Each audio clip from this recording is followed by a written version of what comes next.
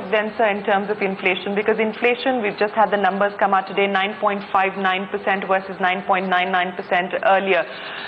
The sense is that even in FY11, the average inflation would be about 7.8%. How worried are you in terms of inflation at this point in time, and the measures to control inflation, including what the Reserve Bank is doing? How comfortable are you with the inflation situation? No, still it is a matter of concern. Because in this country, if the food inflation goes up, it affects the life of the common people. We cannot protect every section of the society from the adverse impact of high prices. But surely we shall have to protect the more vulnerable sections of the society from the adverse impact of inflation. And that's why the mechanism of public distribution system, arrangements of providing subsidized essential food items through this mechanism is in vogue for a long time. Right. Unfortunately, that mechanism was not very effective during the recent crisis we noticed it. Sure. Therefore, this was one of the important points which was deliberated in the conference of the state chief ministers, which was taken by Prime Minister. I was also present, Agriculture Minister was present. And thereafter we have constituted a core group of the chief ministers along with the central ministers. One of the mandates is how to revamp and make the public distribution system more effective. Yeah. This is one aspect. So far the supply constraint is concerned in respect of the inflation, we are taking all possible steps, including ensuring that import becomes easier and cheaper. We have reduced the duty on the import of essential commodities like pulses, edible oil, sugar, etc. and make it possible to import under open general license. Right. We have also ensured that, as I mentioned about the availability of certain commodities at subsidized rate, for instance pulses, we are providing subsidy at 10 rupees per kg for certain sections of the consumers. Edible oil at 15 rupees per kg.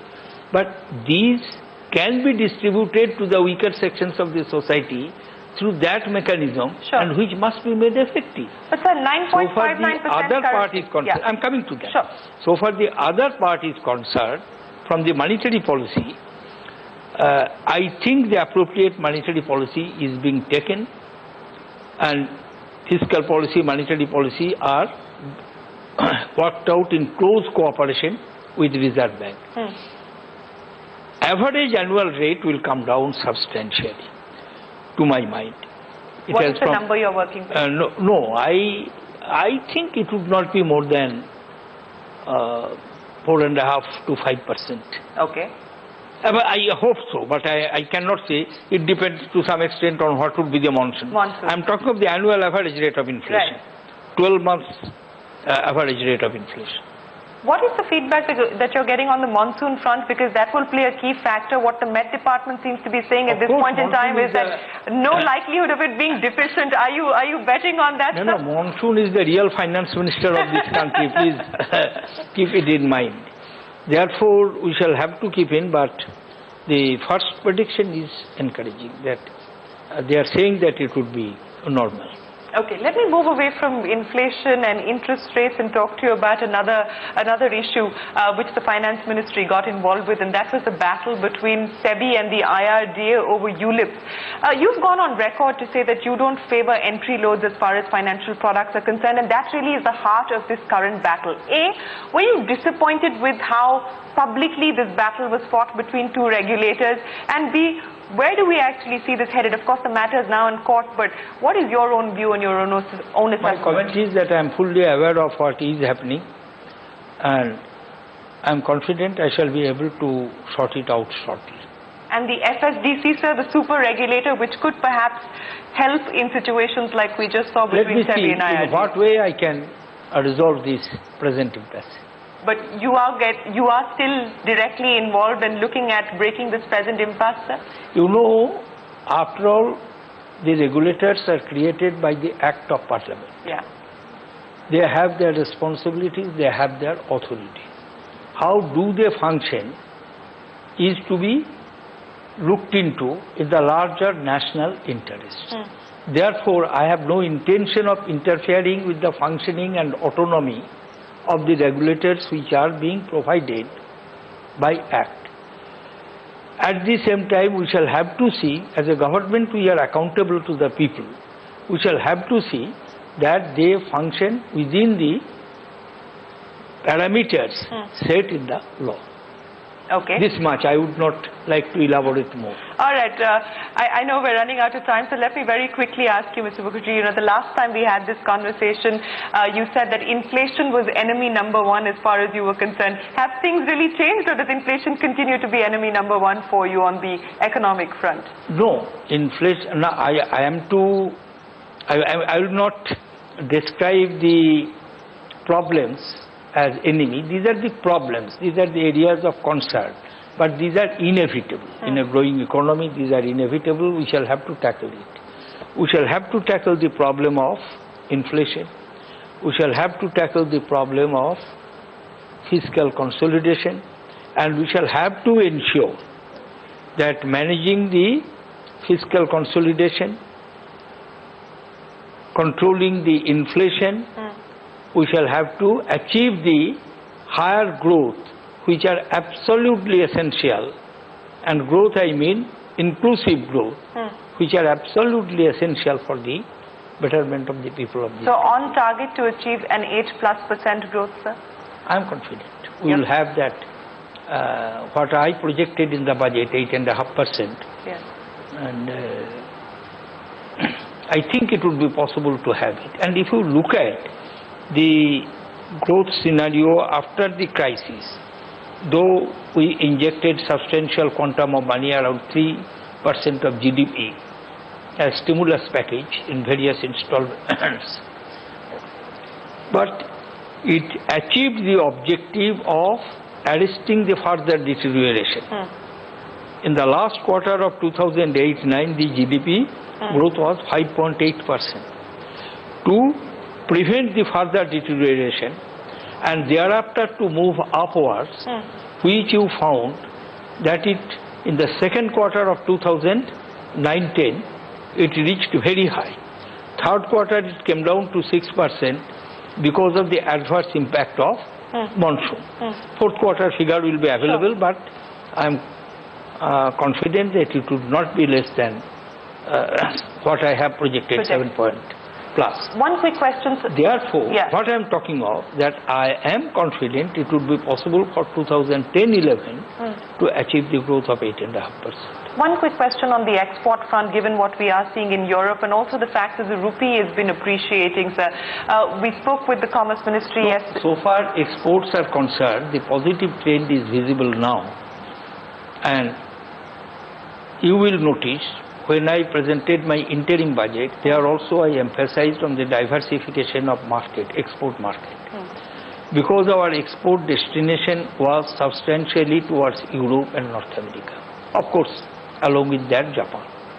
But in the interim period, my colleague in the Ministry of Commerce, they have taken certain steps so that the outside this region, international trade is expanding, though not in that spectacular way, but the beginning has taken place. But if things moreover, you are correct that to a considerable extent it would depend on the robust recovery of the Europe.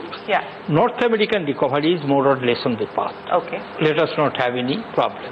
The recovery of Japan is on the steady path, slow but steady.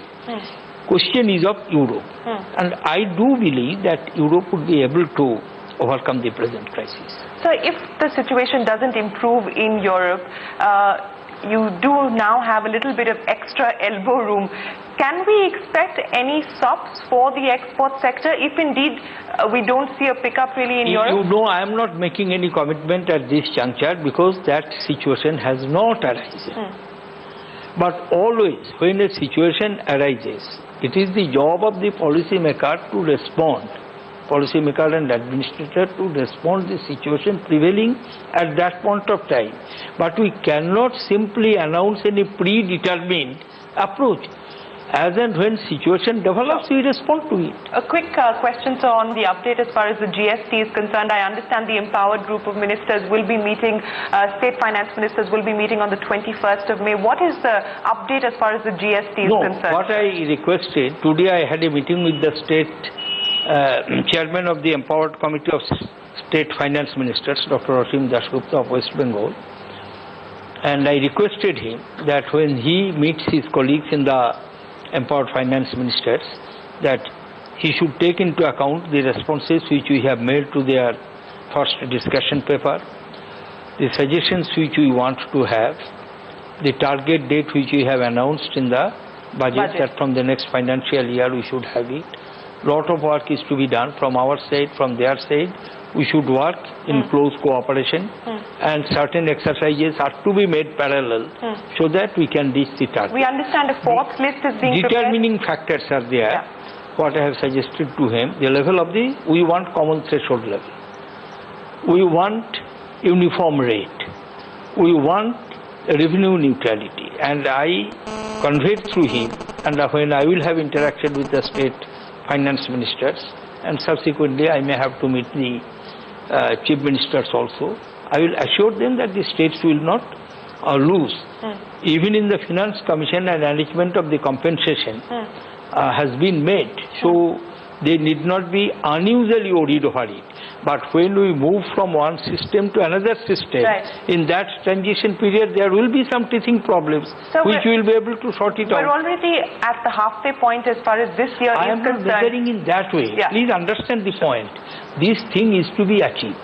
It is not for me to have an academic discussion on it.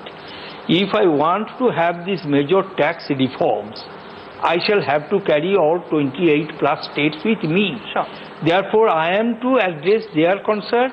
They will have to address our concerns, and we shall have to find the meeting ground. Exactly, we are trying to do that. That's all at this stage. And on the direct tax code, sir? Direct tax code is more or less ready. I think we have taken concerns of the various stakeholders, and the final stage of drafting is going on. Okay, Mr. Mukherjee, my last question to you. Last I remembered you were heading 12 empowered group of ministers and about 10 group of ministers. So how do you manage to balance so many different interests and so many sort of different constituencies at the same time?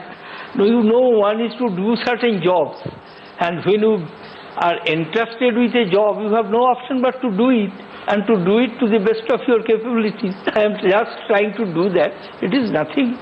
Is there a particular EGOM that you've enjoyed being part of the most?